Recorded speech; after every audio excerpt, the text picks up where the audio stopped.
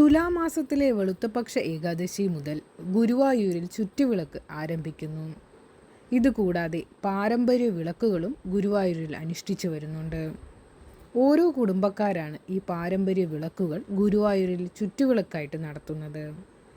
പഞ്ചമി മുതൽ നവമി വരെയുള്ള ദിവസങ്ങളിലാണ് ഈ ചുറ്റുവിളക്ക്. ഇതിലേറ്റവും വിശേഷപ്പെട്ട ഒരു വിളക്ക് എന്ന് പറയുന്നത് സപ്തമി വിളക്കാണ്. അന്നേ ദിവസം ഗുരുവായൂരിലെ നെന്മേനി മനയുടെ വകയാണ് ചുറ്റുവിളക്ക് നടത്തുന്നത്. അതിൻ്റെ പ്രത്യേകത എന്താണെന്ന് വെച്ചാൽ, ആ നെന്മേനി ഇല്ലത്തിലെ തെങ്ങിൽ നിന്നും എടുത്ത തേങ്ങയിൽ നിന്നുണ്ടാക്കിയ വെളിച്ചെണ്ണ ഉപയോഗിച്ചിട്ടാണ് അന്നേ ദിവസം ഗുരുവായൂരിലെ ചുറ്റുവിളക്കുകൾ പ്രകാശിപ്പിക്കുന്നത്. അപ്പോൾ ഗുരുവായൂരിൽ ആകെ ഒരേ ഒരു ദിവസമാണ് വെളിച്ചെണ്ണയിൽ ചുറ്റുവിളക്ക് നടത്തുന്നത്.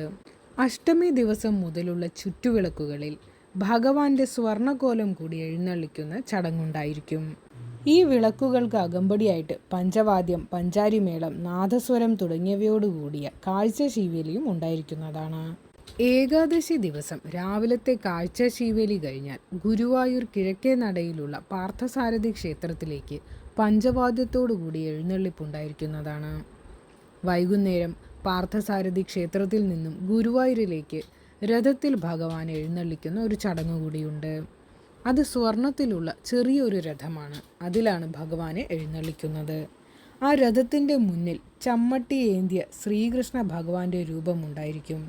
അതായത് ആ കുരുക്ഷേത്ര യുദ്ധക്കളത്തിൽ വെച്ച് ഭീഷ്മ പിതാമഹൻ ദർശിച്ച പാർത്ഥസാരഥി രൂപം, ആ ഭഗവാന്റെ അതിമനോഹരമായ ചമ്മട്ടി ഏന്തിയിട്ടുള്ള രൂപം. അതുപോലെ തന്നെ ആ രഥത്തിൻ്റെ പുറകിൽ അർജുനൻ്റെ രൂപവും പണിതു വെച്ചിട്ടുണ്ട്. ഇങ്ങനെ ഈ രഥം എഴുന്നള്ളിപ്പിന് അകമ്പടിയായിട്ട് ധാരാളം ഭക്തജനങ്ങളും ഈ എഴുന്നള്ളിപ്പിൽ പങ്കെടുക്കുന്നതാണ്.